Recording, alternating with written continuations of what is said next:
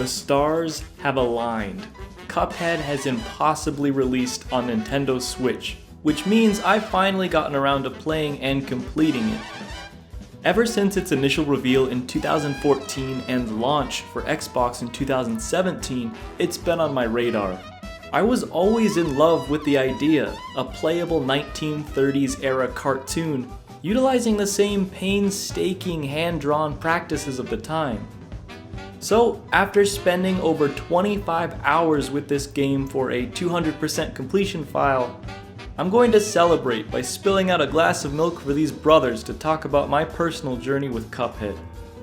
The first talking point on my checklist is, of course, the unmistakable rubber hose art style seen in works at the time from Fleischer and classic Walt Disney. These animations are always some of the most surreal things to watch. There's less reliance on dialogue in favor of visual language, characters becoming disproportionate or transforming on a whim. Paired with the grayscale palette and inherent picture quality fuzziness, leaves, as co-creator Chad describes, a creepy adult atmosphere, acting as the basis for this game's theming.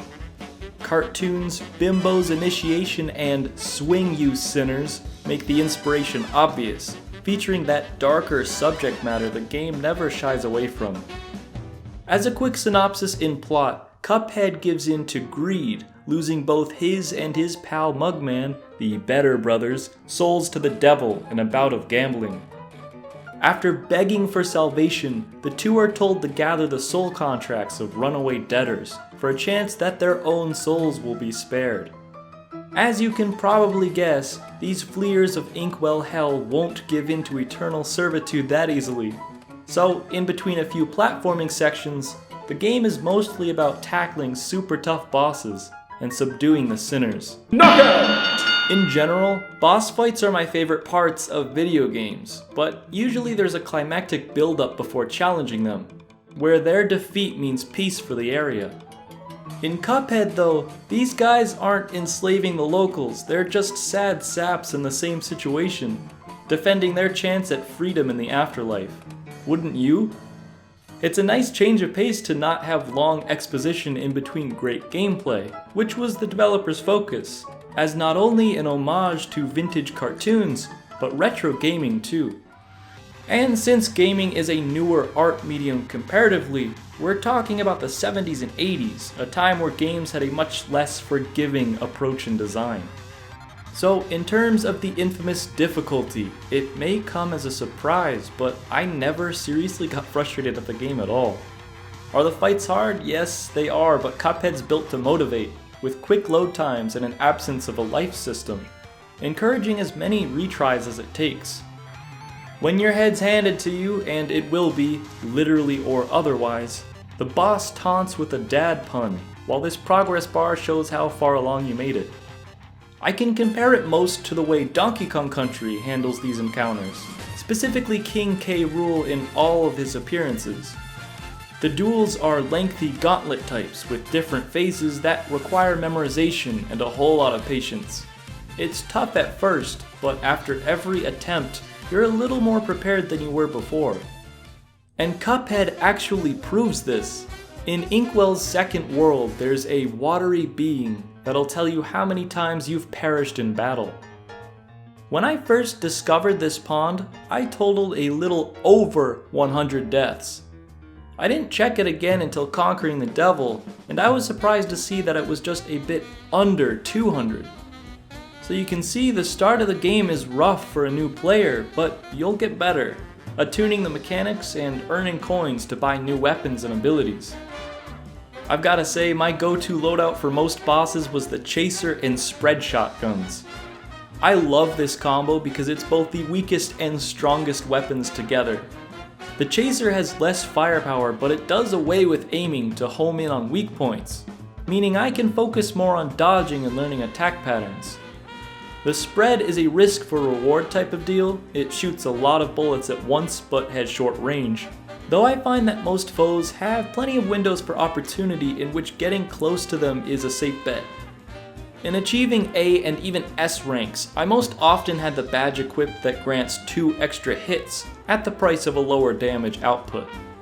Now that sounds real bad in conjunction with the weakest weapon, but I honestly think that this method took less time to knock out bosses overall, with a higher allowance for error. Slow and steady wins this race. Cuphead is best though when swapping out of your comfort zone to try new weapons that best fit the situation. Especially Charge Shot for the dragon, anything else and you'll be pleading mercy. Putting this all to practice, I was able to best the beast and beat the game, which is when I thought, that was a lot of fun, but I have no intention of getting everything. Before I knew it though, I was working towards an A rank on every boss, and the rate of progression is wonderful. I was intrigued once I learned you could beat every run and gun level without attacking, so I did it. And in turn, those scores from the pacifist runs counted as 6 of the 15 A's required for a different side quest. It's hard not to keep going when the game's so fun to complete, and the challenges ease into one another. My final feat then was re-defeating all bosses over again on Expert, which I thought at first would be a drag, but I should have taken the rest of the game's polish as a hint, because there's a lot of interesting stuff going on with the higher difficulty. Some phases are changed entirely, with the auto-scroll during Grim Matchstick's fight now going in reverse, for example. With this all said, and while I appreciate these details to keep things exciting, I've been playing video games all my life, but I know not everyone has. So one criticism I might propose is that the game's simple mode does not allow you to access the final world. In other words, if it's not on regular difficulty, you're not granted a soul contract at all. Those that just want to see the story events unfold are out of luck. I don't know how I feel about this. The game does warn you and it doesn't affect me personally, but I feel that there could have been a better workaround for less seasoned players. Maybe an alternate lesser ending where the collected contracts were fake and the devil escapes. That way the boys can only free themselves. It would at least conclude the adventure, but push for another run through. Could be's aside, if you have not played Cuphead yet, and have had to wipe the drool away from looking at the artwork at least once, I implore you to give it a try. In the end, Cuphead is nothing short of a masterpiece. Whether you're simply enjoying the music and world Studio MDHR's put together, or playing to overcome, and eventually let out an ultimate sigh of accomplishment. Alright everybody, thank you so much for watching. Do you have Cuphead on Switch or another platform? What was your total death count and most difficult boss faced? Let me know in the comments, and we'll see who preserved the most. See you next time.